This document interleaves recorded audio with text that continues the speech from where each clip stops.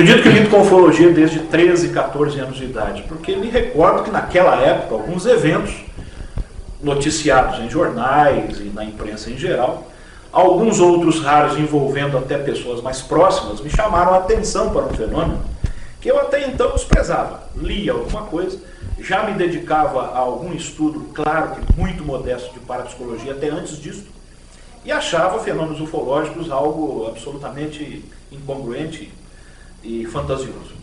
Até que o teor dos depoimentos, demonstrando uma participação humana muito efetiva, quase que como uma interação perfeita, né, com os acontecimentos que estes depoentes diziam ter presenciado, isto então me chamou a atenção e me fez me dedicar aos poucos, até que resolvi virar aí um suposto ufólogo desde lá e venho trabalhando.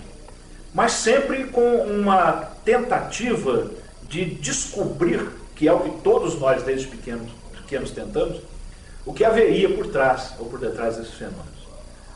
Com o passar dos anos, fui obtendo uma espécie de impressão de que, como todo fenômeno complexo que ocorre no meio do homem, duas coisas já estavam sendo demonstradas, estavam evidentes demais para todos os pesquisadores, consequentemente para mim também. Essa interação entre o homem e o fenômeno a que eu me refiro veio demonstrar que já era bastante difícil nós separarmos o que poderia ser um acontecimento objetivo de uma realidade externa a nós daquilo que era produzido pelo próprio homem. Esta complexidade, depois, com o passar do tempo, com o amadurecimento, me demonstra, principalmente hoje em dia, que nós estamos ainda no princípio do começo. A ufologia mal começou. Por quê? Entendo eu que nós estamos ainda coletando dados. Estamos montando, constituindo uma casuística. Aliás, este é o primeiro passo para qualquer comportamento científico. Sem a existência do fenômeno, não se pode trabalhar. Após a constituição da casuística, vem o lado mais difícil, na minha opinião, que é a análise de fato por fato. O enquadramento, a classificação, a detecção de detalhes desses fenômenos, para que se possa montar em cima disso uma nomenclatura correta, né? Sabermos como é o comportamento desse fenômeno para que nós possamos compreendê-lo. E a terceira fase, que esta, para mim, ainda está muito longe, muito distante, e que sem isso não se faz ciência definitivamente.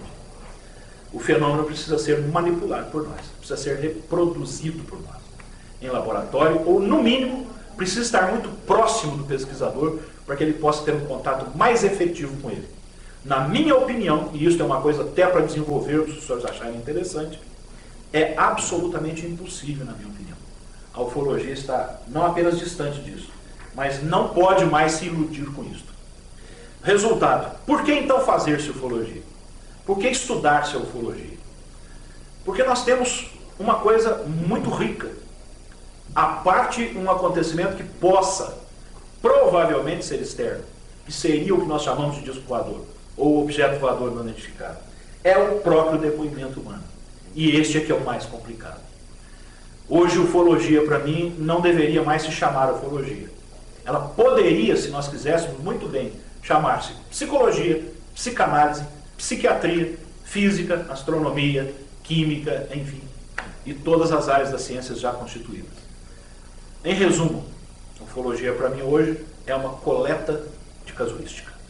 A partir disto, quando essa casuística se tornar mais séria, mais fundamentada, com casos de maior credibilidade, caso isso venha a ocorrer, aí nós ufólogos, pelo menos enquanto não cientistas, deveremos sair de campo, assistir de camarote e deixar para lidar com o fenômeno aqueles que realmente são capazes disso, que são cientistas credenciados em cada uma das áreas da ciência. Ô Bira, você concorda que a ufologia, então, ela está num beco sem saída, porque não há condições de você reproduzir em laboratório, vamos dizer assim, o fenômeno, se aceitarmos que a hipótese extraterrestre é a correta para explicar? Pode ser que eu vá cair em contradição aqui agora, mas pretendo não. O que eu quis dizer, na verdade, é que o fenômeno, se nós sonharmos em manipulá-lo a tal ponto de compreendê-lo integralmente, isso realmente vai ficar difícil. Quando a gente menciona isso, a gente começa a falar em ciências naturais, antigamente chamadas de ciências exatas, como como a física, a química e outras tantas, que exigem essa reprodução em laboratório. Ou seja, a ufologia teria que apanhar no discoador e levar para dentro de casa. Né? Mas, sendo até um pouco mais sério na minha resposta, se me permitem, me desculpam, nós temos sim como fazer uma análise laboratorial da ufologia, que é exatamente com o depoimento humano. E com alguns aspectos físicos dela também.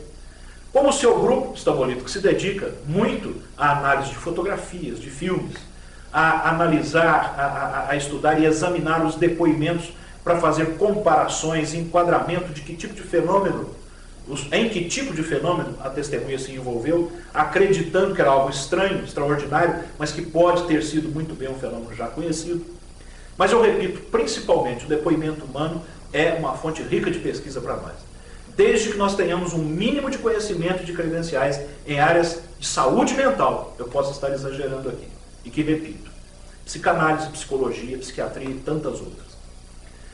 Se nós não podemos separar a testemunha do próprio fenômeno, isso também não é anticientífico não, pelo contrário. Nós sabemos em teoria de conhecimento, em filosofia, em metodologia de estudos que nós aplicamos no meio acadêmico, que os chamados sujeitos cognoscentes, quer dizer, que é o experimentador, que é o pesquisador, ele sempre tem uma interação com o fenômeno que ele está tentando manipular, estudar, etc.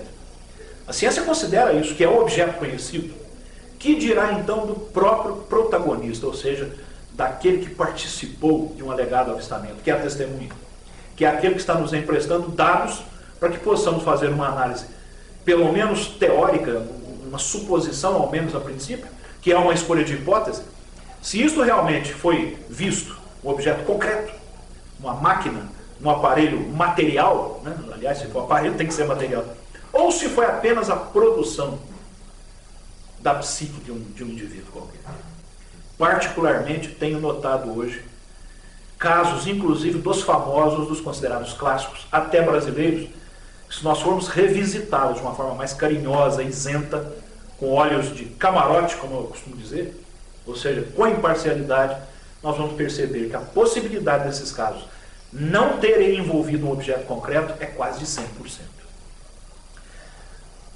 Um deles, inclusive, pesquisado, descoberto e divulgado por mim, que já é um clássico da ufologia brasileira.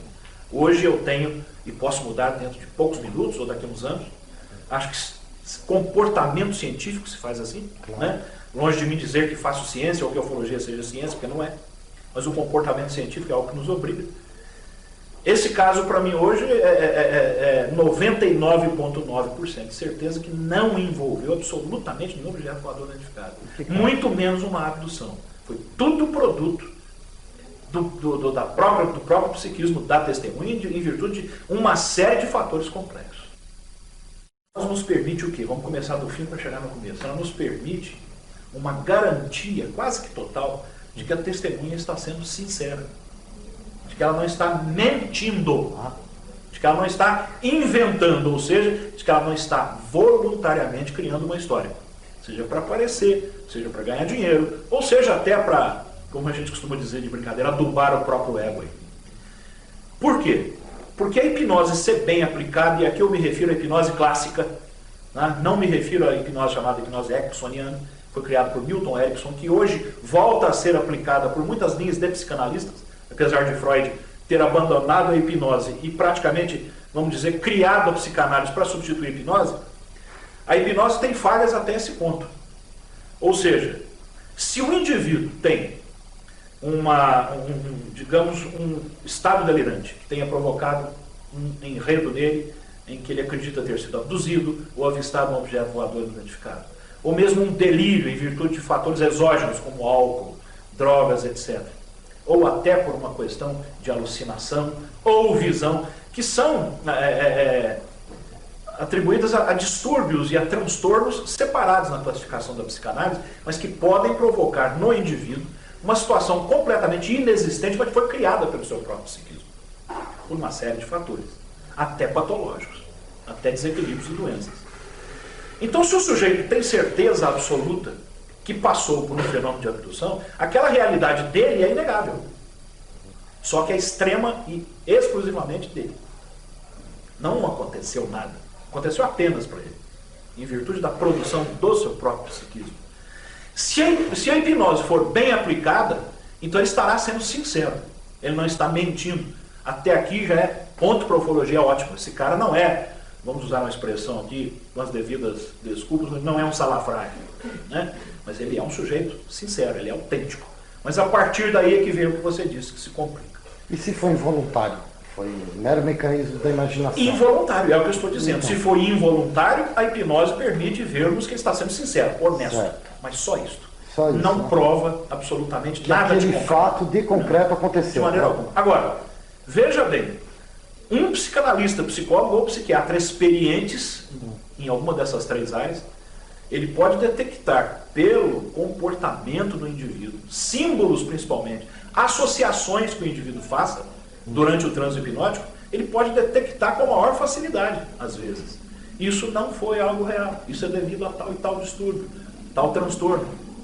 Então aí a hipnose é válida nesses dois pontos que eu me referi. E agora que resumo. Primeiro, permite ver que o sujeito está sendo honesto. Segundo, permite distinguirmos que foi não um fenômeno externo, não um fenômeno verdadeiro, né? E, já que você me permitiu ser um pouco mais extenso, Claro. como é que se faz isso então? Aí é que vem a questão da ética e que nós queremos sempre respeitar, mas por outro lado, temos que ser sinceros também e falar à vontade de uma coisa que é de nosso idealismo há tanto tempo. De vocês, para mim e para tantos outros milhares de colegas do mundo todo. Nós é outra coisa que vemos. O sujeito acha que a hipnose não é regulamentada por lei e qualquer um pode fazê-lo. E a princípio pode. Porque se o sujeito lê muito, assiste sessões hipnóticas, ele até consegue aplicar transes no indivíduo. Só que eu acho isso um grande absurdo também por duas razões. Primeiro, que ninguém pode lidar com a mente humana, com o psiquismo humano, sem ser credenciado em pelo menos uma dessas três áreas.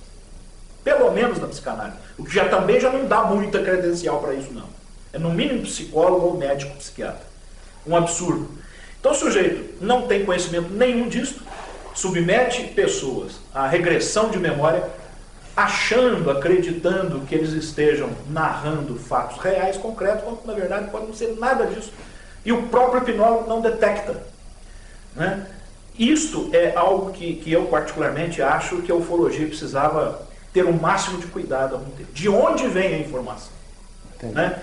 Será que o sujeito que é um designer, o sujeito que é um especialista em moda, de repente é considerado o maior especialista em abduções do mundo, que aplica hipnose a todo mundo? Até onde tem condições de analisar o que o indivíduo está falando durante um trânsito? Então você concorda que o quadro de hipnólogos que tem na ufologia é terrível? Né? Porque Eu a não maioria conheço até hoje. habilitado, não está habilitado para isso. Eu não conheço nenhum na ufologia. Não conheço, pode ser que exista. Certo. Eu não conheço nenhum ufólogo habilitado na ufologia brasileira que pudesse aplicar hipnose a alguém. A não ser Luciano Estanque Silva, que me conste não lida com hipnose. Não. É outra área de atuação dele. Não só não lida, como ele é um crítico feroz à utilização da hipnose. Luciano. Então, em termos, Reinaldo, neste ponto eu também sou. Eu fiz alguns esclarecimentos. Nós somos três, então. Somos três. Eu também. A possibilidade, eu diria, aí apenas um exercício de imaginação de 1 a 100, de aquele indivíduo ter participado de um acontecimento real em termos objetivos, quer dizer, algo físico realmente o atraiu e ele se envolveu naquilo, eu vejo que é maior para sim do que para não. Mas é outro caso que não tem absolutamente dados suficientes para mostrarmos que foi totalmente real. Aquela testemunha, a princípio, tem menos sintomas, menos sinais, menos características de ter produzido aquilo psicamente, aparentemente. Mas isso não é suficiente. Não é suficiente. Eu não conheço nenhum caso que eu tenha estudado que eu possa ter colocado a mão no fogo por ele. Foi realmente um objeto desconhecido físico. Que eu possa afirmar integralmente, não. Só que eu acho que também aqui a coisa se complica mais. Para a maioria dos colegas, falou que é um objeto externo, falou que realmente é um acontecimento real e que não é produzido pela mente da testemunha, tem que ser uma nave de outro planeta. É um complicado isso aí. Isto, eu confesso que é o que mais me fascinou, essa hipótese é a que mais me fascinou quando eu comecei com a ufologia. E eu gostaria demais que isto fosse, porque ainda me fascina extremamente. Mas não há o mínimo dado para que a ufologia continue com essa postura infantil de achar que disco voador tem que ser de outro planeta. Que UFO é nave extraterrestre. Que indício que nós temos disso? O contraditor poderia contestar isso facilmente. Ora, quando é um caso de maior credibilidade, esse caso apresenta seres de compleição física completamente diferente de nós humanos. Ah, perfeitamente. Então o senhor conhece a compleição física de seres de outro planeta. O senhor já tem um catálogo, né, cientificamente aí, construído de criaturas para falar. Então não pode ser da Terra. O objeto faz manobras e comportamento físico aí que foge completamente às nossas possibilidades. Eu sei. E isso quer dizer que seja de outro planeta? Claro, só pode. Só pode porque o senhor já pegou e já levou para sua casa ou para o seu laboratório uma nave extraterrestre de outro planeta para ver que é ela que faz aquilo e não nós? Ou que seja uma nave, que seja um objeto de transporte? A ufologia não tem dado nenhum, Ronaldo. Se os senhores estão pedindo a minha sinceridade, e até admito que de forma arrogante, mas continuo com sinceridade. A ufologia não tem nada nas mãos. Absolutamente nada. Nem no exterior e nem no Brasil. Verdade. E eu digo, aliás, muito menos no exterior, porque o que eu tenho visto por aí é de morrer de rir muito mais do que se vê por aqui no Brasil. Com certeza. E desse caso aí, teve um em Bornal, não é isso? Teve. É escrito. Que conclusão você chegou? Tem alguma relevância com o caso? Não foi? Foi? Não Sim, dá para tirar conclusão? Que tem a ligação com o caso, e eu posso afirmar que 100%, porque o sujeito disse que perdeu em Bornal e não o achou exatamente no local em que ele alega que teria sido levado para o interior de objeto desse. Certo. Depois, tempos depois, esse em Bornal foi encontrado no local, exatamente no mesmo local, na nossa presença. As inscrições dele, que não existiam, evidentemente, porque o cara na época era praticamente analfabeto, não sei se hoje aprimorou a cultura dele, está coberto por caracteres hebraicos, onde a tradução demonstra uma mensagem de cunho filosófico, eu diria, que para nós, aparentemente, exotericamente, quer dizer, de uma forma clara, não diz nada. É apenas uma mensagem filosófica. Eu pergunto a vocês, foi encontrado naquele local, é escrito em hebraico, um monte de gente ainda escreve em hebraico, inclusive na forma arcaica no mundo todo. Basta querer. Isso quer dizer que veio de seres de outros planetas? Não, absolutamente. Também acho. Então o que nós temos em mãos? Uma série de casos interessantíssimos, curiosos, fascinantes sem dúvida, há casos extremamente fascinantes, mas que nos levam a quê? Apenas ainda àquele comecinho do início, a construção de uma casuística que ainda não nos permitiu detectar nada de concreto e nem de seguro a respeito do próprio fenômeno em si. A não ser que o 1%zinho que se admite hoje de casos dito autênticos está se espremendo cada vez mais. À medida que o tempo passa, que a nossa tecnologia se desenvolve, casos revisitados vão mostrando que não tinham absolutamente nada a ver com o disco voador, com UFOs, com muito menos com nada de outros planetas.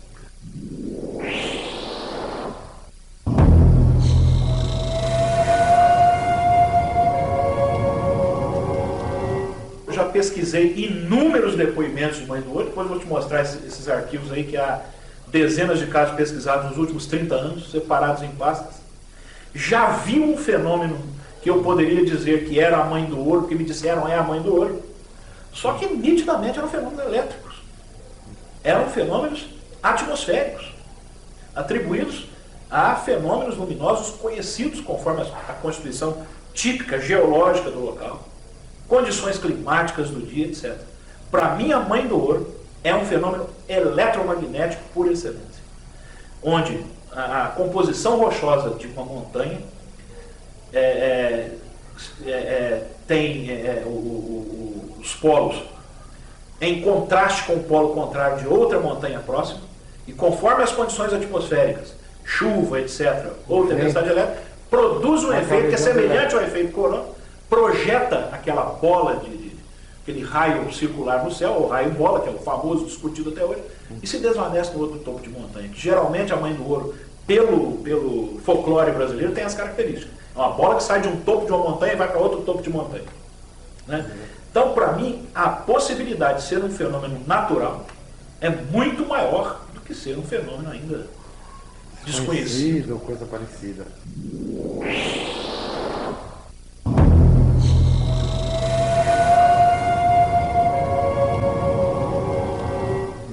É um laboratório indescritível, é um tesouro para mim incalculável, como pesquisador.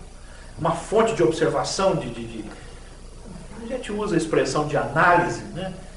Uma fonte de dados extremamente importantes para mim como pesquisador, porque estou aqui, estou vivendo isso desde o início, estou observando o comportamento dos ufólogos, o meu comportamento, o comportamento das testemunhas, civis, militares conhecidas, militares desconhecidas ainda do grande público. É um laboratório tão valioso para mim quanto foi o senhor Thomas Green Morton na área da parapsicologia. Eu hoje me considero um privilegiado de ter tido a oportunidade de conviver com esses dois fenômenos. Thomas Green Morton na parapsicologia e Caso Varginha na ufologia.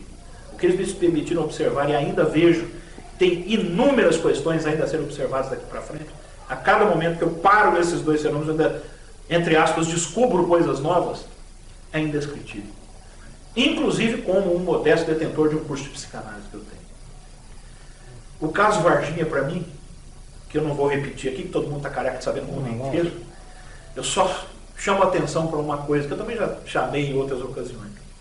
O que menos existe no caso Varginha é a presença alegada de um objeto voador não identificado. Você tinha notado isso?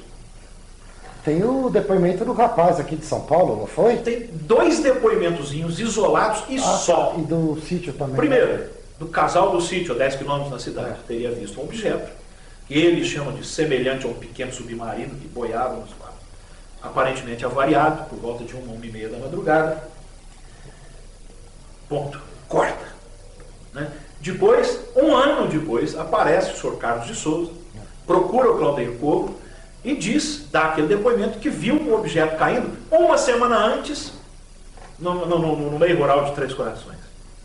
O que mais que se tem no caso Varginha a respeito de um voador? Nada. De ufologia. Nada se pode atrapalhar. Eu li na revista UFO que tem um depoimento do prefeito de Monsenhor Paulo que viu alguns dias antes um objeto também, né? Ou não tem isso? Tem, mas lá em Monsenhor Paulo, entendeu? 47 quilômetros daqui, dias antes. Esse dias antes é um negócio que realmente nos coloca em xeque. Se muita gente acredita que aqui em Varginha foram capturados dois seres de outros planetas, de repente viam um dos voadores não sei quantos dias antes, o outro, sabe, em distâncias absolutamente... Eu não estou negando que eles tenham visto algo. Estou dizendo que para o caso, para que a gente possa afirmar que seja a aparição, captura de naves de outros planetas, seres extraterrestres, não tem dado nenhum. O casal foi claro comigo e com o fazendeiro que me apresentou a eles, semanas antes deles aparecerem na imprensa. Foi por aqueles dias, talvez 1 ou 2 semanas antes, a partir do instante que nós, ufólogos, entramos na história, e a história começou a repercutir tremendamente no Brasil e no mundo todo na imprensa, eles já começaram a afirmar que tinha sido na noite anterior. Isso é má fé deles? Não acredito. O fascínio, às vezes, faz com que a própria testemunha adapte a experiência dela àquilo que está sendo divulgado. É uma influência da qual ela não consegue escapar.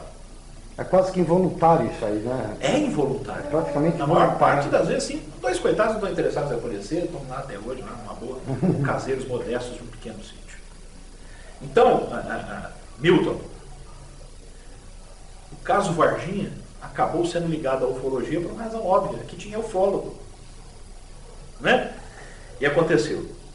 Eu não poderia aqui jamais, a não ser que vocês façam perguntas de alguma coisa que vier aí, possa ser algum detalhe interessante, a respeito do comportamento da própria ufologia, das pessoas da cidade, sociologicamente falando.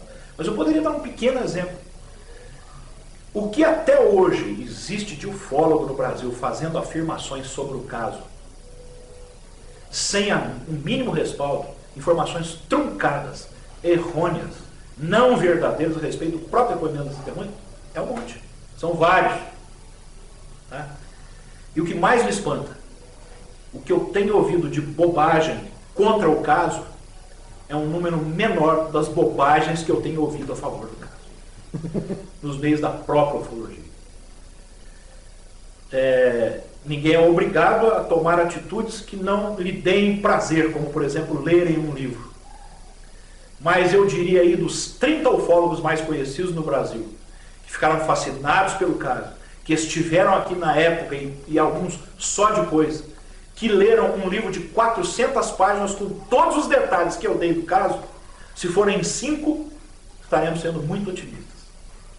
E querem opinar sobre o caso. Inclusive a favor. Uma coisa que mais me deixa pasmo e às vezes acho até, apesar de ser triste e engraçado, esta afirmação de que as criaturas dito capturadas em Varginha foram levadas para os Estados Unidos. E muita gente andou falando que eu afirmei isso. Não sei de onde esse pessoal tirou isso.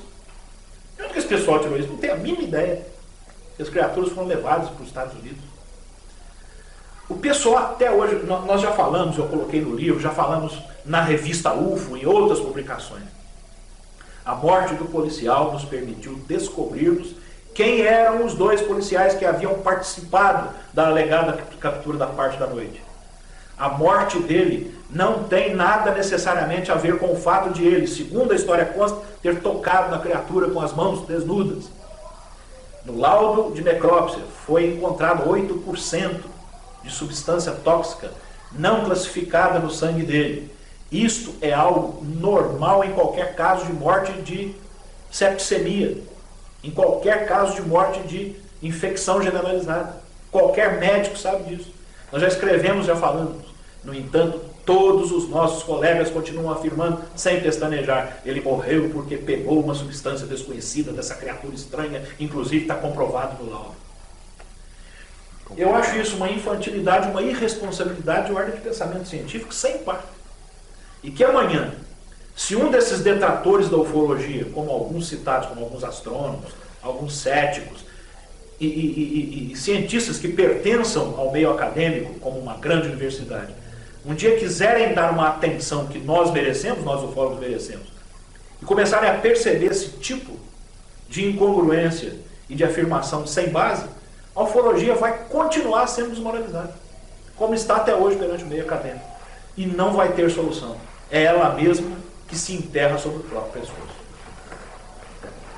Bira, existe uma questão muito folclórica na ufologia, na minha opinião, que são os homens de preto.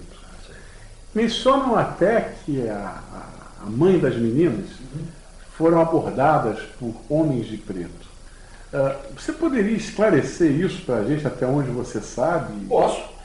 Considerando que homens de preto ou míbios é apenas um símbolo de instantes em que alguém envolvido na ufologia é abordado por outro alguém, eu acredito na existência dos míbios. Da seguinte razão. Suponhamos que você comece a falar num caso ufológico envolvendo o nome do Exército, da Polícia Militar, de hospitais, etc., tal como ocorreu no caso Varginha.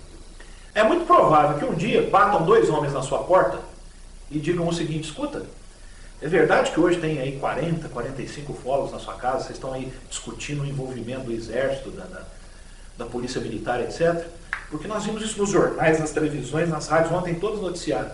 Nós pertencemos ao Serviço de Inteligência dessas armas e é obrigatório que todas as vezes que alguém envolve publicamente o nome dessas armas, a gente tem que ir para ver o que está acontecendo. Isso é uma questão de responsabilidade. Como aconteceu na nossa reunião. Bateram lá. Eu falei, perfeitamente, podem entrar. Senhoras e senhores, colegas do fórum, estão recebendo a visita aqui de 2 companheiros da inteligência, do Serviço de Inteligência da Polícia Militar e do Exército, que vieram aqui por uma questão de obrigação assistir a nossa reunião, estão perguntando se podem assistir. Todo mundo, não, perfeitamente, então os mitos existem. Agora, vai botar na cabeça dos ufólogos que MIBs não são uma organização secretíssima que tem os segredos dos esquadrões por trás e que mata quem descobre alguma coisa importante ou persegue testemunhas para poder dizer que nada disso é verdade? Isso é bacana, isso é bonito, isso é interessante, como folclore, né? Como lenda e como mito. Os MIBs já são mito. Então eles existem sobre esses 2 ângulos, né? O que aconteceu com a mãe das garotas, Milton, foi verdadeiro na minha opinião. Ela foi muito sincera e tem muita coerência o que ela narra.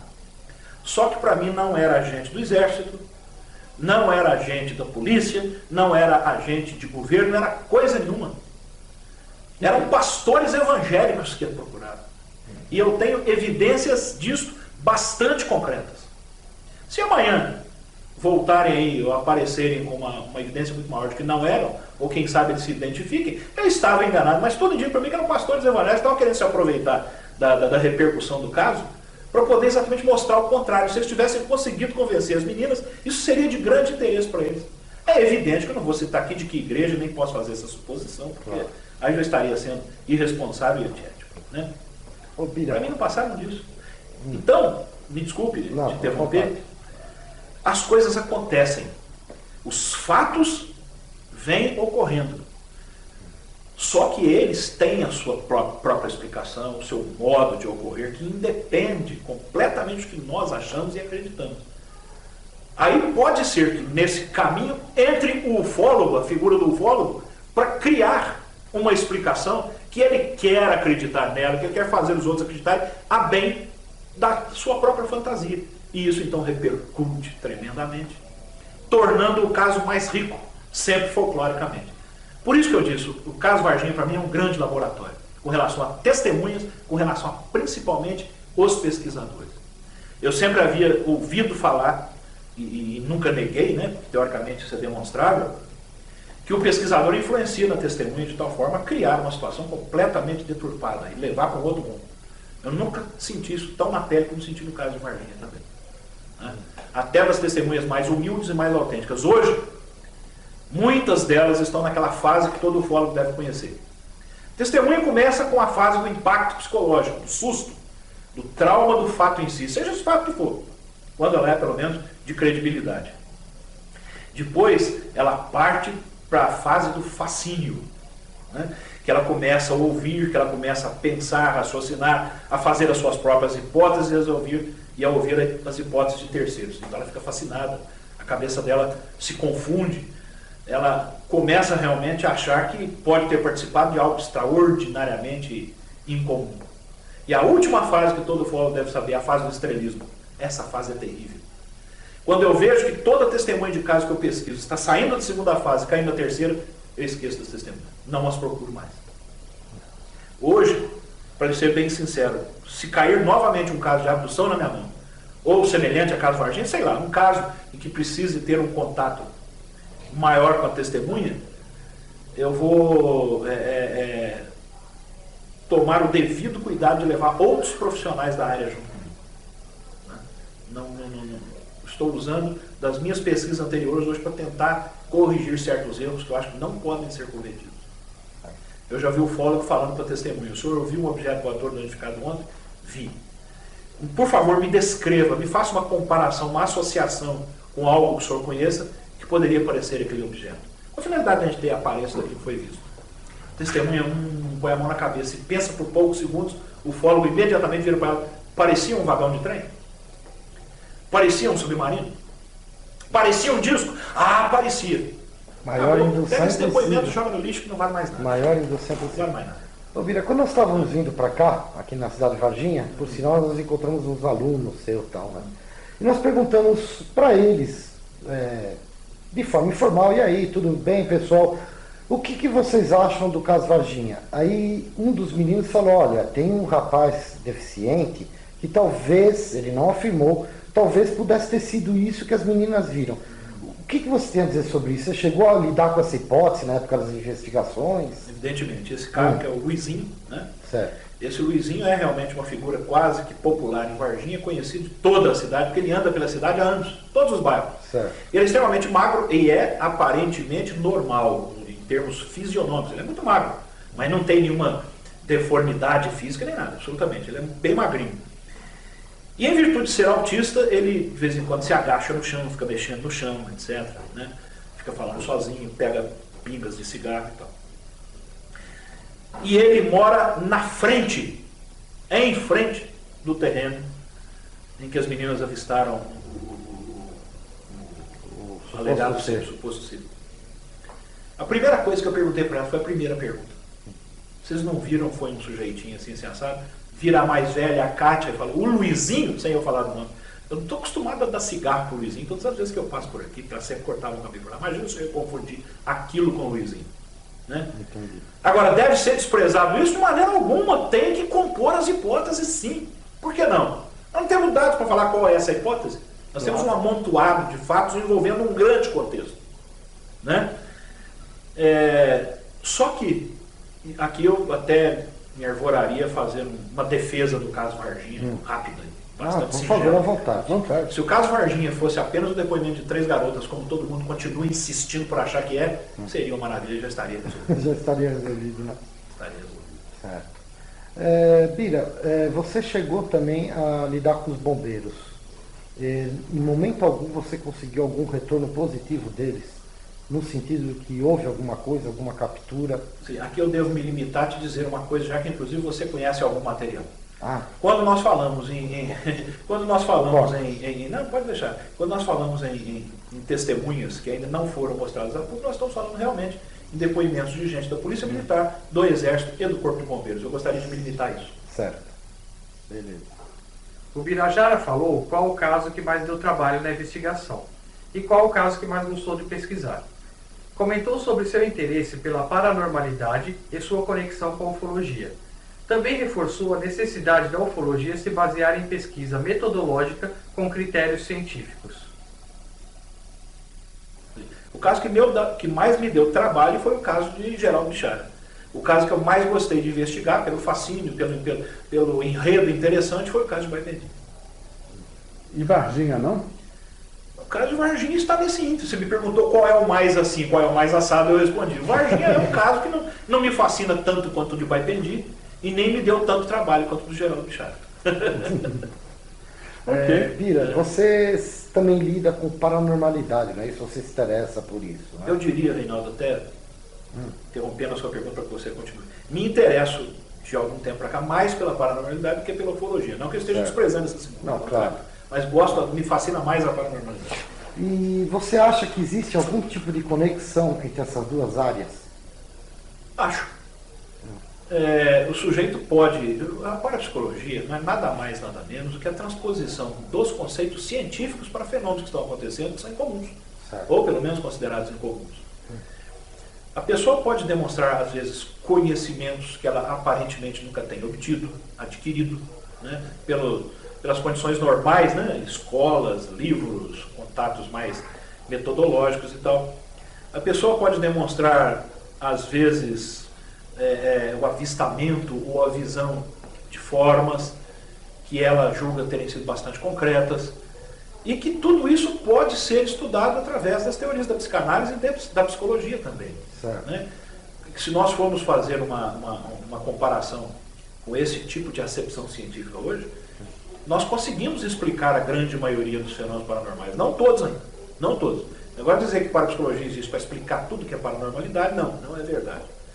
Primeiro ela tem que admitir alguns fenômenos como paranormais mesmo, que já é difícil. Não sou daquela linha que admite que certos fenômenos paranormais ocorrem ao nível que todo mundo acredita. Tá? Tal como o sujeito se concentrar e sair levitando. Isso não existe. Né? Isso, todas as pesquisas laboratoriais no mundo inteiro demonstraram que raramente quando ocorreu o fenômeno da levitação ele foi involuntário. Não acredito que exista paranormal no mundo que, se concentrando, faça um garfo entortar, faça uma faca se partir. Por quê? Ou seja, Thomas Glenmore, toda essa turma, era mágico. Sim, apenas um trucador, exclusivamente um trucador. Certo.